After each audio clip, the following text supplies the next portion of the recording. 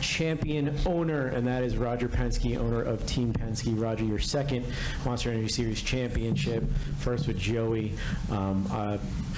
22, scored more points than any other team throughout the playoffs. Clearly a deserved win. Talk about the playoffs and tonight. Well, I think the playoffs, obviously with 16 down to 4, there was lots of emotion, lots of good racing, and certainly to see it today with all 4 of them up on that pylon almost all together for the whole 267 laps just shows you, how good these guys are and how good the racing is. There's just no question that, Joey wanted it bad. I think Todd Gordon, the team, gave him a terrific car. We had the benefit of being able to work on our car, after we got in at Martinsville, which certainly gives you a couple of weeks to not have the pressure, which I think was definitely a benefit for us. But there's no question that the speed we had for, say, 30 or 35 laps was pretty outstanding. And, that 19 with that spin was absolutely opportunistic for us, to get back in line here. We had some great pit stops. I think our guys on pit road showed just, how good they were today. When you look time and time again, they put us out there. So for me, it's a thank you for, all the 450 people that work at Team Penske back in Mooresville, and our sponsors, certainly for Ford. I think it's the first time they've had a championship since 2004, and to get the the owners championship for the manufacturers, and also the drivers championship was amazing. I think Kurt Busch was the last one that had that victory. So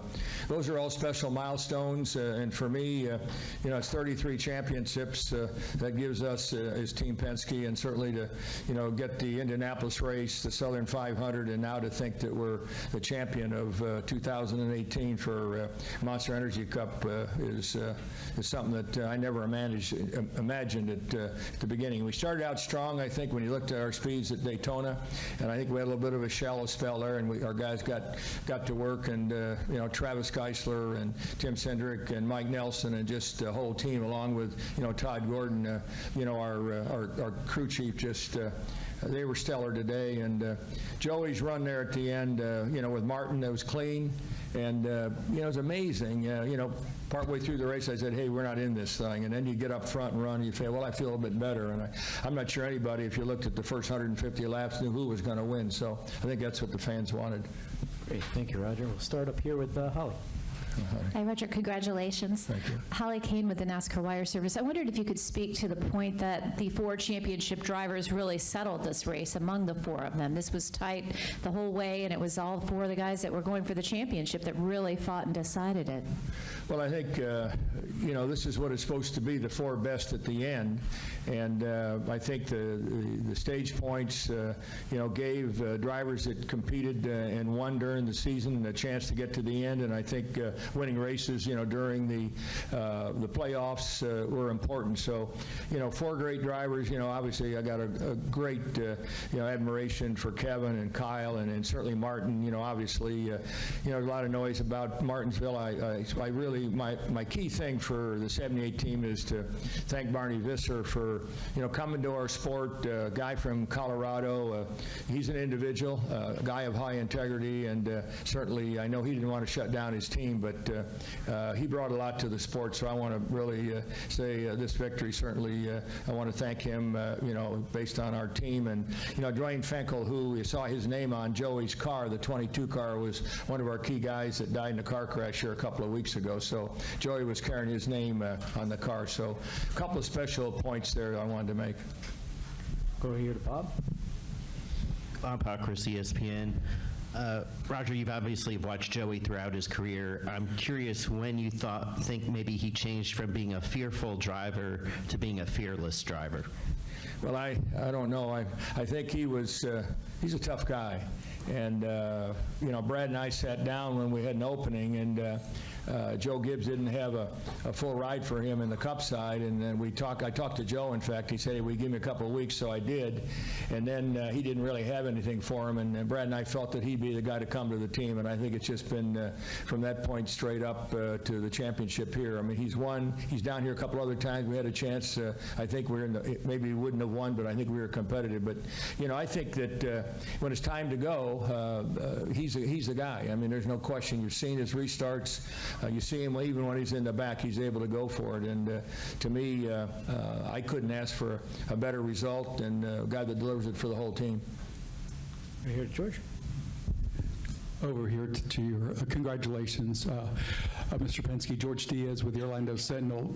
Along those same lines, when you talked to him about the opening, I assume, what did you see anything in him in terms of the potential? You'd seen the potential on the track, but what about the personality? Did anything stand out from the moment when you first talked to him and offered him the ride? Well, I think I saw him as a winner because he won, certainly, I guess, it was a Busch Series then or what it was, but you know, he was a winner and driving a good car for Joe Gibbs. He raced and beat Kyle sometimes, but you know, overall, I sat down with Joey and his dad. You know, it was no agents. It was just us sitting down, shaking hands on what we were going to do. And I think that I think he's a first-rate guy. You see, I said it earlier that you know what he did just last night to go to Publix and you know be able to give 100 families turkeys for Thanksgiving is a little bit that you don't see on Joey. I mean, he's been such in the limelight for the things that maybe people want to talk about, but his philanthropy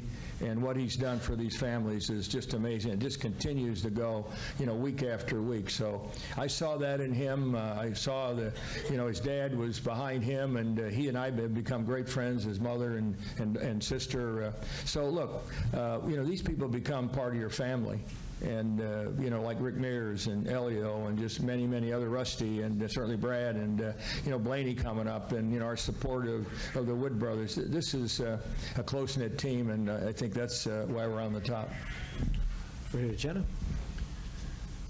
Jennifer, AP. Roger, you had a pretty good year. You got elected to the NASCAR Hall of Fame. You celebrated a 500th victory as an organization, 17th Indy 500 victory, second Cup championship. You're still going for this V8 championship? Is that yeah, it's ironic. I'm going to leave, you know, on Thursday morning to go to Australia for we're 14 points ahead for the driver championship with Scott McLaughlin. So that would be the season they say a season to remember. There's no question when you think about the milestones and all the times we tried to win at the Brickyard.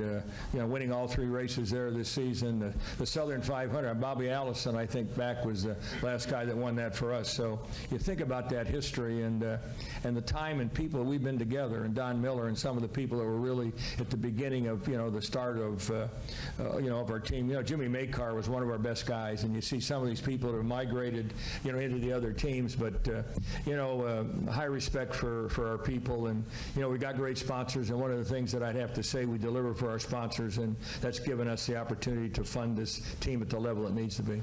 So all those accomplishments in your hobby, not your job, your hobby, what do you credit that to? Is it your people, or is it something that you set from the top that trickles down? Well, I think I've said it before.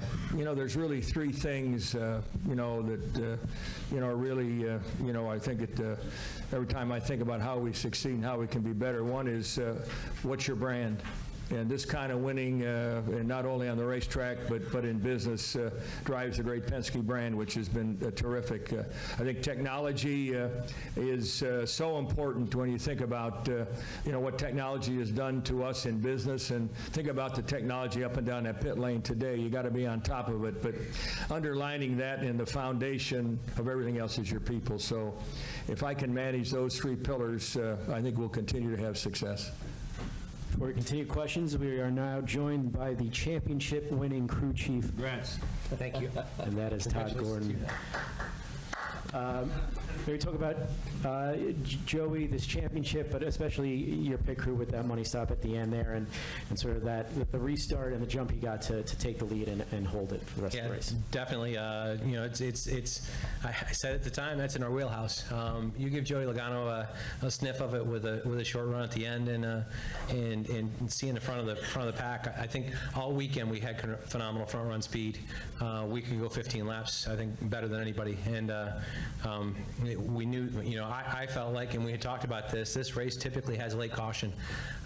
It's just how it kind of unfolds, that there's typically one somewhere late in the race, and when it came up, there it was, our opportunity and Joey's, and you give him that opportunity of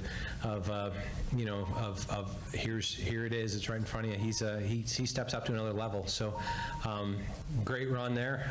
We tightened him up and got him tight enough to what he could really hustle, and made good work of making speed and getting to the front, getting clean air. Thank you, Todd. We'll continue the questions with Jacob Unworth. Jacob Seelman, Speed Sport. I've got one for each of you.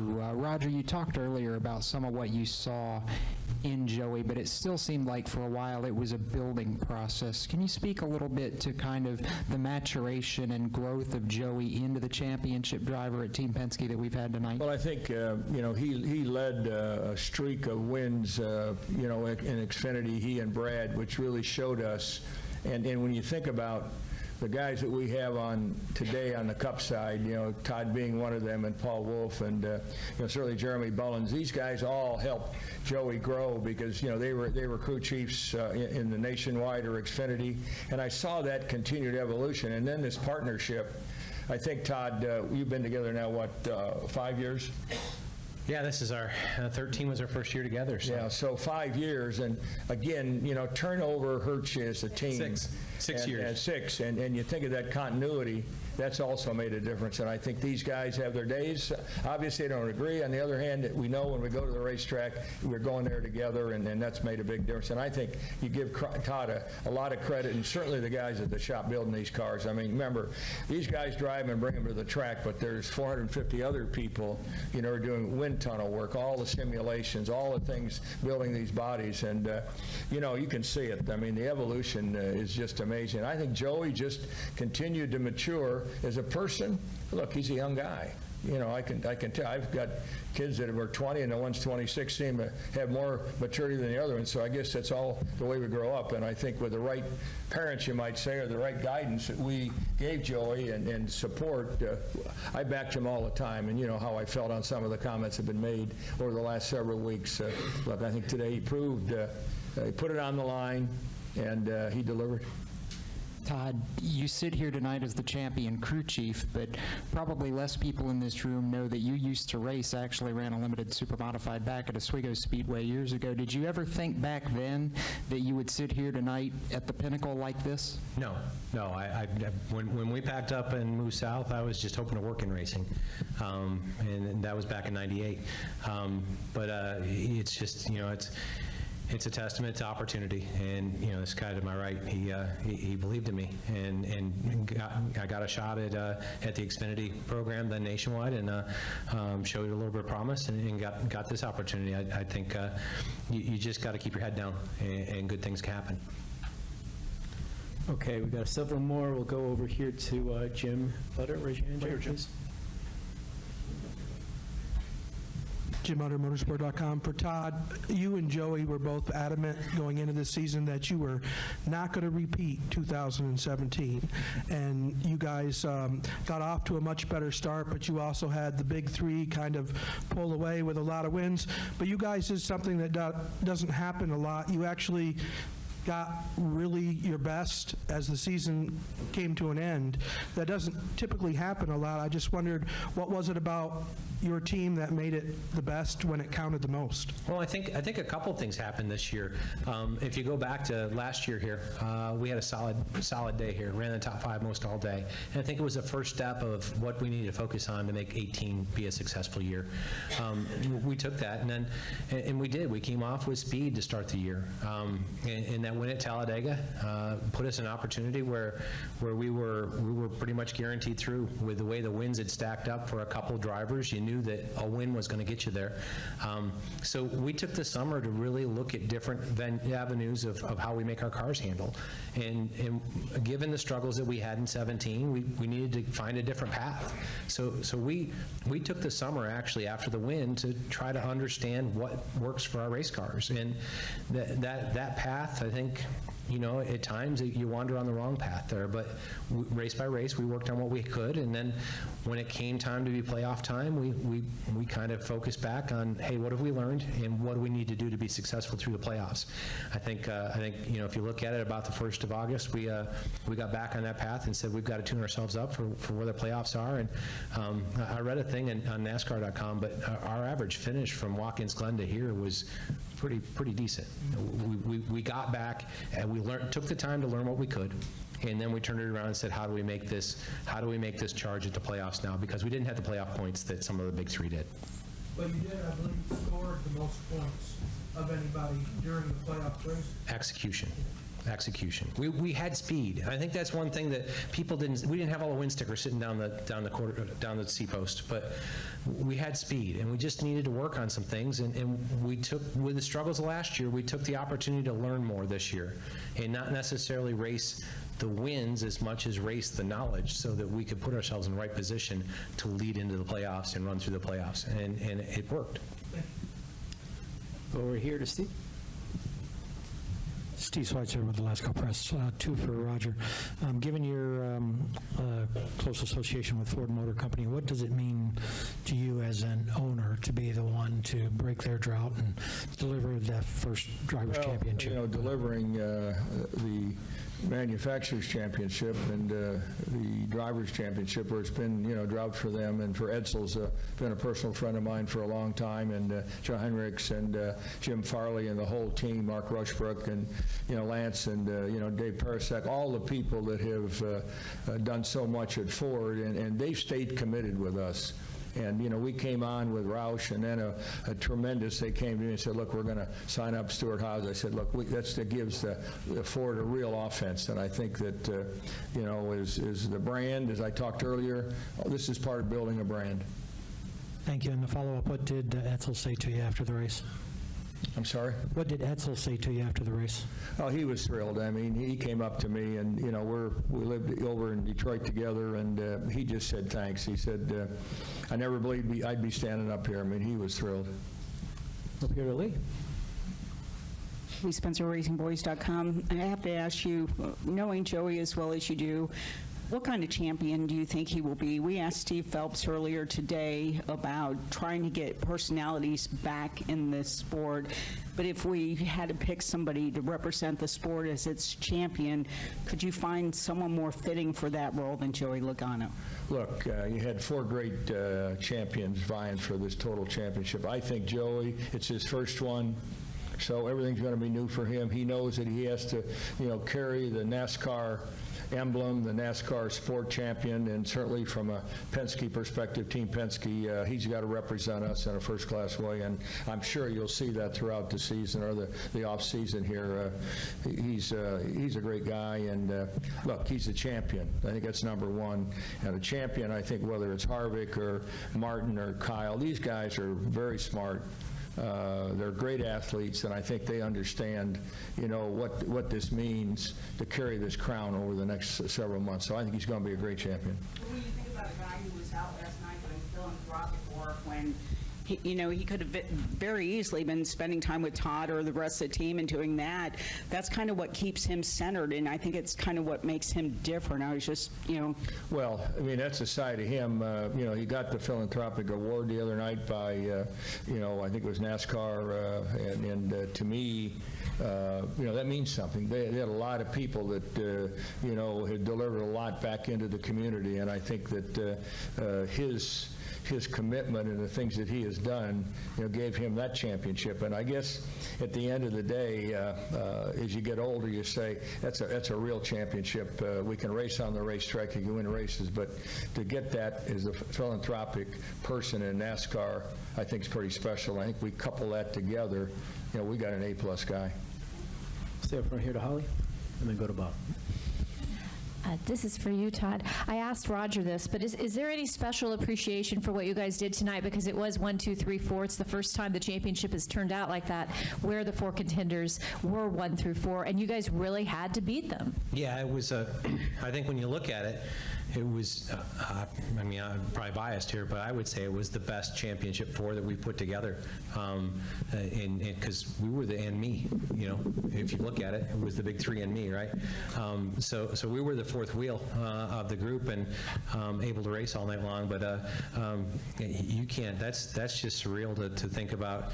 You got to race Kevin Harvick, Martin Truex Jr., and Kyle Busch for a championship and execute. Phenomenal group of guys, and you know, again, we proved you've got to win, and Joey elevated himself to do it. Bob? Bob Puckris, ESPN. Todd, Joey had the reputation of kind of, I don't want to say being weak, but like people could take advantage of him when he was at Gibbs. And I'm curious, when did he become kind of this fearless driver that we see now? Boy, I think when he walked in at Team Penske, he owned the opportunity. He walked in, and I think you know, Roger believed in him as I did, and I looked at it and said, here's a kid who. He wins more races in the Gibbs Busch cars at the time than Kyle did, I felt like, so he's capable. He just needed an opportunity. So he came in and believed in himself, and we believed in him, and at that point, he was not weak. He was going to race his way forward, and I think the 13 season, we won a race. We were very competitive in several, and that just continued to build the confidence. You can't say enough for what the whole team, everybody on the Shell Pennzoil team, you know, they believe in him. They're friends. I think that's the biggest thing, is we've got a group that are all friends and comrades, and they believe in him and would do anything for him, and he came in standing his ground. Jeff? Jeffrey Miller, Athlon Sports. Todd, did the penalties after Texas on the 4-car change the game for you guys at all, and do you think it played any role in how the rest of the championship played out? No, I don't. You know, it's unfortunate we end up with situations like that, but end of the day, I mean, do I think that made a huge difference? I mean, it makes a difference, yes, but I mean, you saw the 4-car rise. They were dominant at Phoenix. They were very good at Texas. But if you look in the past, they've been really strong at Texas last fall and this spring. They should have won both of those races. So, and again tonight, you know, if you looked at practice, you just said the 4 was a little off, but they were dominant early in the race. They drove forward and drove away. So, great depth in that organization as well. So, I think Kevin had a great run, and just, you know, it fell down to a situation where it played into our hand. Any more questions for either Roger or Todd? Go, if several more, we'll go to Dustin first. Dustin Long, NBC Sports. Todd, how does one bounce back from the gut punches that you guys have had the last few seasons toward the end of the season, and particularly in here, 14, 16, obviously 15 so strong, 17 not making it to the playoffs? That's a lot for anybody to take. How did you get through it? How did Joey? How does anybody get through something like that? I think the biggest thing is that this whole group believes in everybody, and it wasn't like, you know, it's the driver's not my age. That's a good thing. You know, he's got runway left. He's got a lot of years to be successful, and you take every situation. Obviously, 14 and 16, we were in the hunt. We just didn't completely cleanly execute, and that's a learning opportunity. And you look at those things and say, hey, we made it this far. Now how do we clean up what we need to get through? And I think it helped kind of mold the path of what we needed to focus on this weekend. And you know, it was successful in understanding that. So you take situations when you I think you learn more from your mistakes and your faults than you do from your successes, and those are learning opportunities. So is 16 the most painful, and does this help with that, or would that never happen? Boy, I don't know that. I don't feel like they were painful. They're learning opportunities, and you know, this is the format we have. It's a winner take all, one opportunity. It's a Super Bowl. It's not how you do it every day, and you're going to be racing. We're racing hard. Sometimes it's going to work your way, and sometimes it's not. And yeah, 16, I thought we had a shot, but Carl was really strong too. We were going to have to race Carl pretty hard, and that's why we ended up tangled together, because the two of us both knew that we were going to have to race each other pretty hard for that last restart.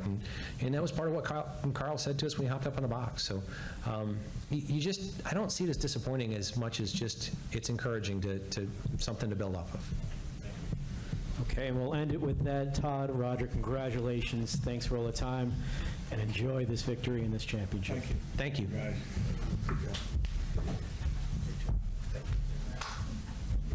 You are 22. Joe Penzola Ford. That's Joey Logano.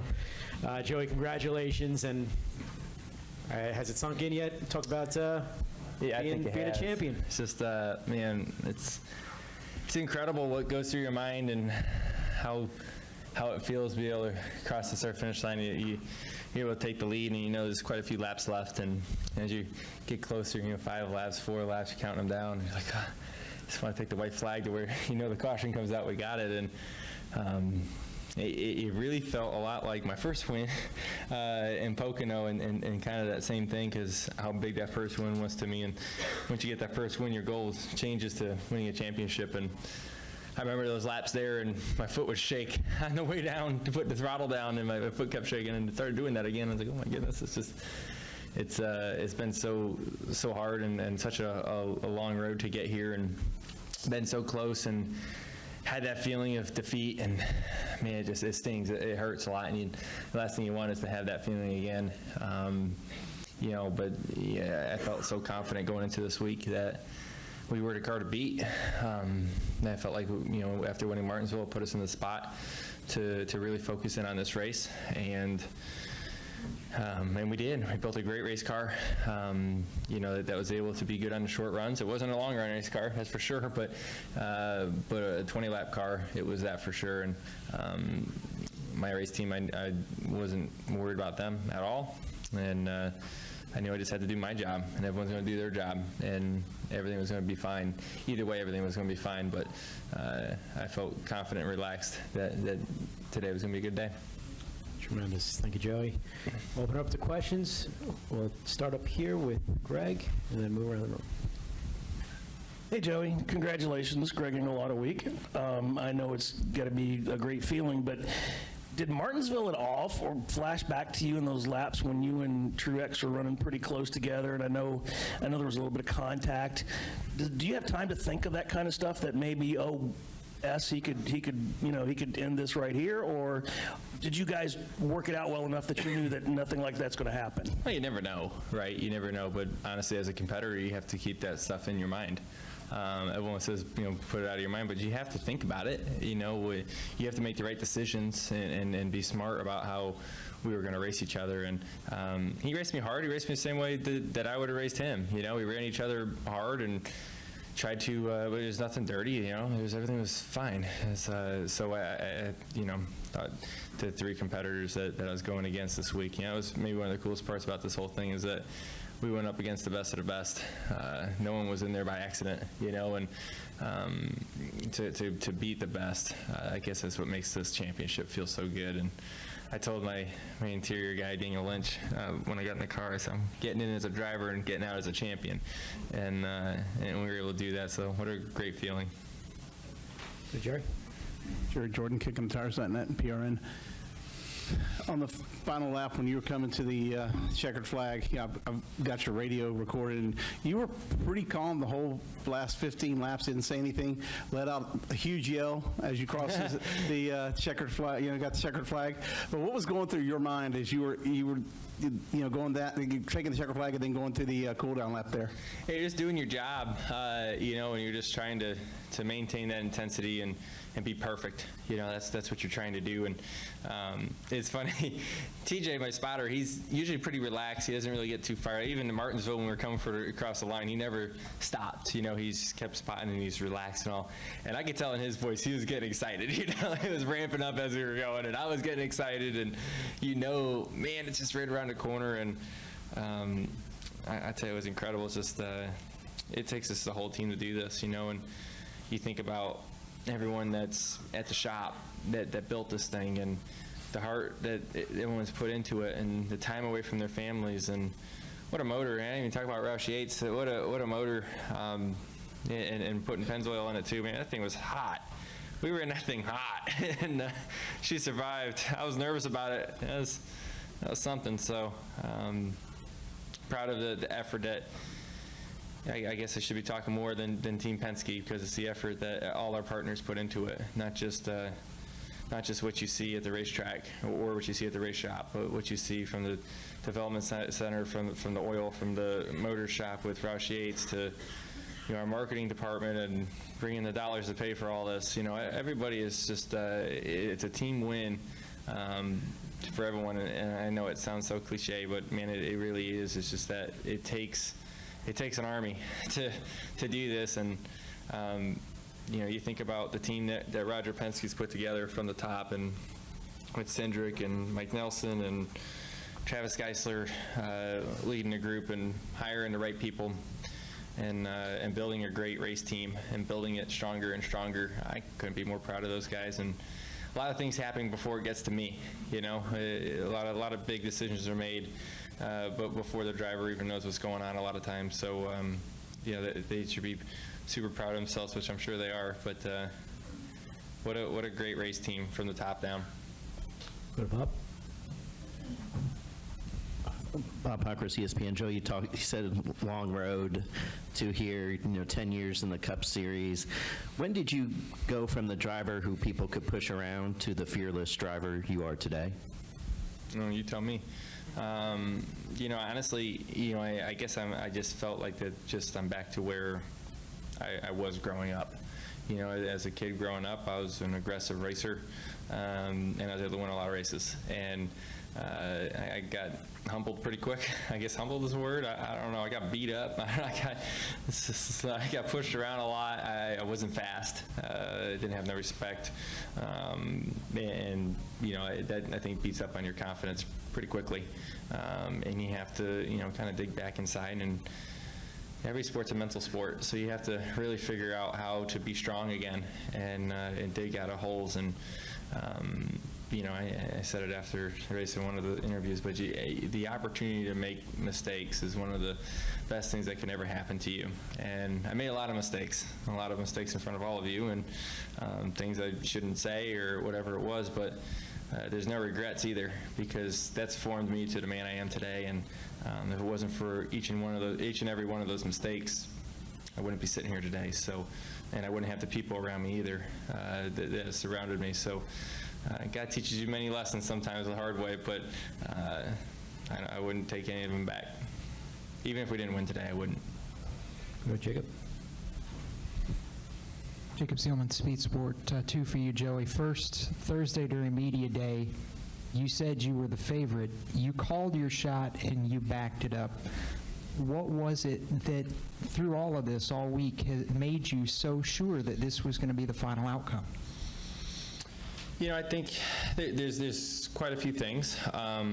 You can't just be confident and say it, because then it's just kind of BS, right? You have to believe it inside. And I think I see my family sitting over there, and the support that they give me and pump me up sometimes when I am feeling down. I'm still human. I'm the first one to look inside before I look outward, and so I'll beat myself up pretty quick. But I do know that we've been here before. I kept telling myself that, and it's funny. The other night, I was with our management team, Clutch, Noah Gregson and Cole Custer are drivers as well in there, and I was talking to both of them, and my wife, we were driving from the Comcast Community Champion Award back to the racetrack, and I called Cole, and we were talking back and forth, and I looked over, my wife was recording what I was saying, because she wanted me to hear what I was saying, because I was telling her to be relaxed and that this is going to be good, and no matter what, today, win or lose, you become a stronger man at the end of the day. When you put yourself in high pressure situations, you find more out of yourself than you know that's there. And I think that move at the end of the race shows that you refuse to lose. You really do. Because I know how much it hurts to finish second.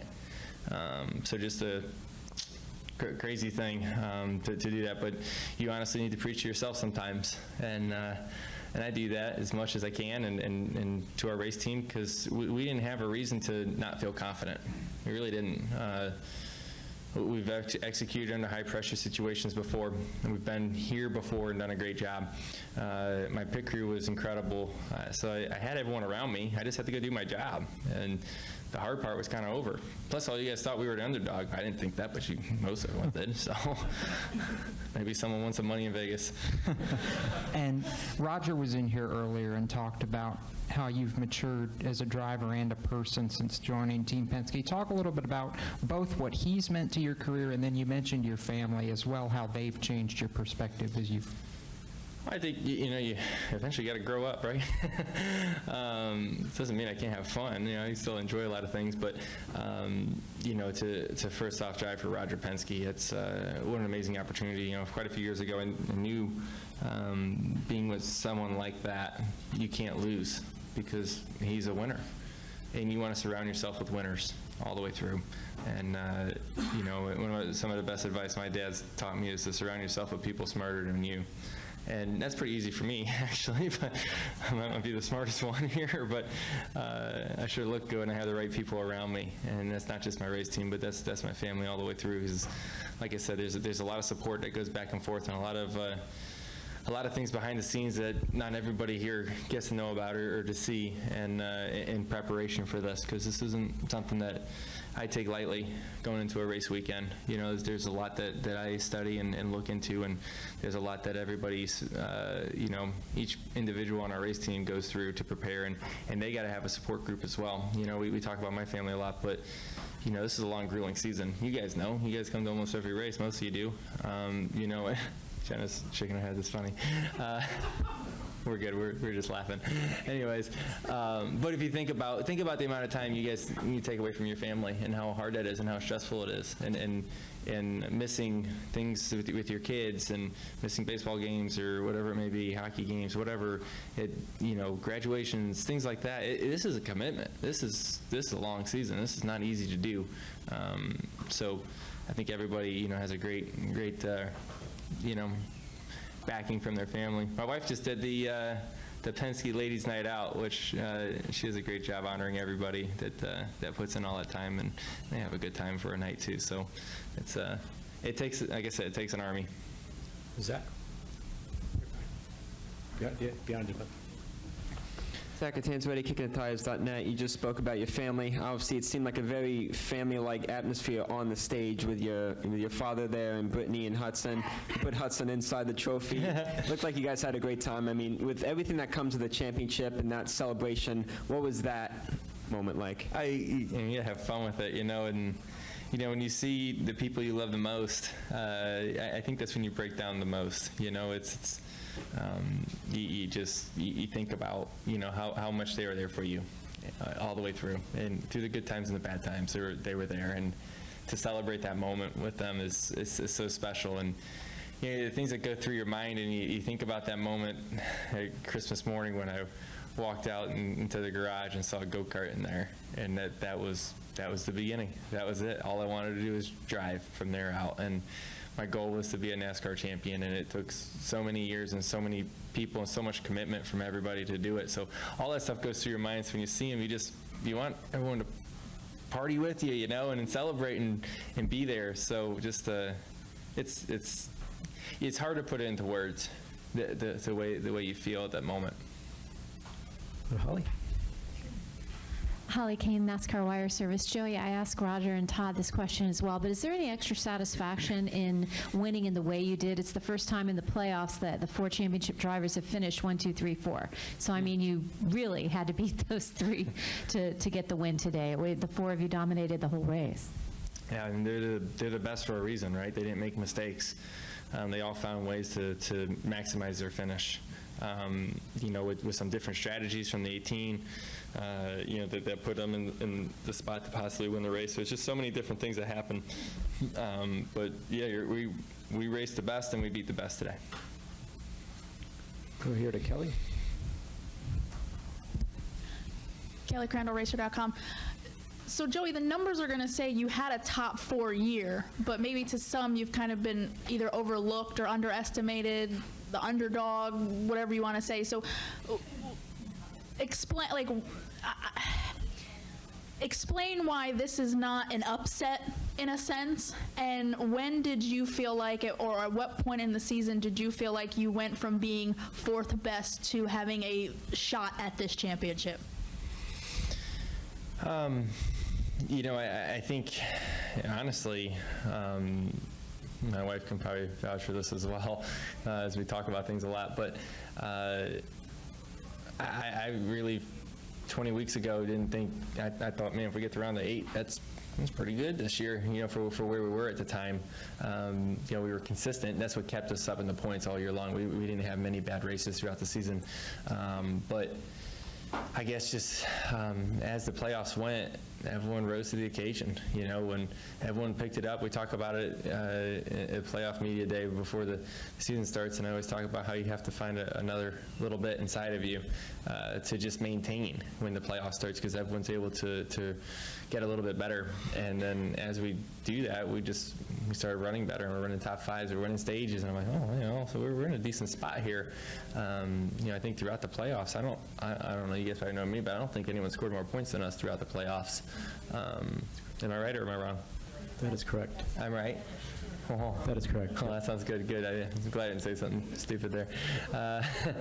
But, you know, but it goes to show that we executed under pressure, not just today or the last 5 races, but the last 10 really is when I felt like we got a shot at this thing, and probably the last 7 or so was when I felt like we had a great shot, to answer your question. Deb? Deb Williams, RacingToday.com. Joy, over here. To go back to something you said a few minutes ago about walking out in the garage on Christmas morning and seeing the go-kart and it was on.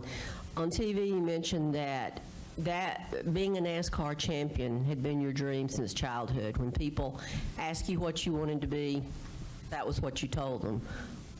What age did that start? When I was about 6. So, yeah, that was it. I mean, every day I went to school, you know, you dress up what you wanted to be, and I'd say a race car driver. And in Connecticut, that wasn't really a popular thing. So that's a little odd, but that's what I wanted to do. And to be able to bring a championship to Connecticut, a NASCAR championship to Connecticut, how cool is that? Has anyone ever done that? No, you're the first. That's pretty neat. So maybe we made a lot of race fans in Connecticut. There's a lot of New England race fans, so as a New Englander, it means a lot to me to be able to do that. So why NASCAR? Why not open wheel or something like that? I love it. Just love stock car racing. It's, to me, my favorite form of racing. It's most exciting to watch. It's what attracted me as a kid. You know, it's what was on TV all the time on Sundays, and I was the race fan. I had all the Hot Wheels. I had all the, you know, the cards and all that. So, you know, to still be a fan at heart, but to be doing it, it's crazy. Okay, we'll go to Caleb, Jim, Hugo, and then Brian. Caleb was the kicking the tires.net. You talked about kind of the age of 6, getting the go-kart, and then having aspirations to become a cup champion. Kind of what advice would you give that younger self, knowing what you know now? Honestly, one of my favorite quotes is having the opportunity to make mistakes could be the best opportunity you ever have. And, you know, not everyone gets to drive a race car, and not everyone gets to make a mistake in a race car and learn from it and become better and have another opportunity to make a new mistake. No one has that. Not everyone has that. So not no one, but a lot of people don't have that opportunity. So that's probably one of my biggest pieces of advice, and to enjoy every minute of it, because not everyone gets to push a race car to its limits, whether it's in the local level or here in the top level. Not everyone gets to drive as fast as they can without going to jail. You know what I mean? And I got a badass job. And I remind myself that, you know, even if we didn't win today, I know how blessed I am. It's crazy to think that, you know, I'm living out my dream. And, you know, when we do a lot of stuff with the foundation, and to be able to see a lot of these families that are just dealt a bad card, you know, and how they're still positive and able to fight through. We met an amazing family last night, and the little girl just got through brain cancer, and her mom lost her job because she was taking care of her kid. That's real life. That happens. And I guess to me, to think that I get to drive a race car for a living, sometimes it just seems kind of crazy. Jim? Jim Utter, motorsport.com. A lot of us here were introduced to you actually before we ever saw you by people talking about you like Mark Martin and so forth, and to keep our eye out for you. And you came in with a lot of accolades and probably a lot of expectations and got thrust into the Cup Series early at JGR. How hard was it at some point to not maybe live up to expectations that, rightly or wrongly, people kind of put on your shoulders? And then after that, is there some sweet satisfaction in that actually maybe some people who gave up on you, you still end up on top? I don't know about the satisfaction piece, but to answer how hard it was, yeah, it's really hard because, you know, you come in with so much hype and you're expected to win right off the bat. You know, and if it wasn't for that hype, I wouldn't have the job anyway. So I don't think it's a bad thing in any way. But I expected to go out there and win as well, and just got my butt handed to me on a platter. It was hard. There's a lot of times that, you know, I felt really weak, and, you know, I'd break down, and it was hard. You know, when you're confused, you don't know how to be better. You're 18 years old, or 19 or 20. I mean, it's some pretty big stuff for a teenager to be able to go through. Sitting up here, talking to you guys, trying to handle all those situations. I didn't know what I was doing. I still don't really know what I'm doing, but just have a better idea of it, I guess. But it was really hard. But like I said, it makes you stronger in so many different ways. And even if I'm not a race car driver anymore, there's so many lessons that I've learned from being in this sport and being around you guys and in our garage and being around so many smart people. I'm able to take so many great lessons out of it. So, you know, at the time that I was losing my job at Gibbs, that was a pretty low point for me. And I don't think I think as clearly as I do now, thinking about all the lessons I learned. I was thinking about, oh my gosh, I'm not going to be a race car driver anymore, and what am I going to do with my life? And this is awful. And next thing you know, there's a 22 car, and Roger Penske, and Todd Gordon, and an amazing race team all the way through wants you to drive. Oh my goodness, you know, I guess that God works in some mysterious ways sometimes, and it's really worked out well for me. Hugo.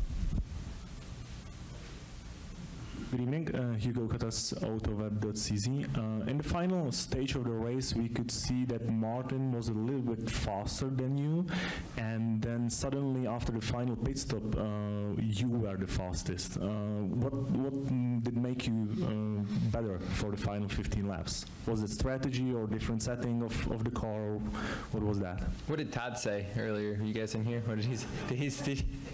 Whatever he did, made it faster.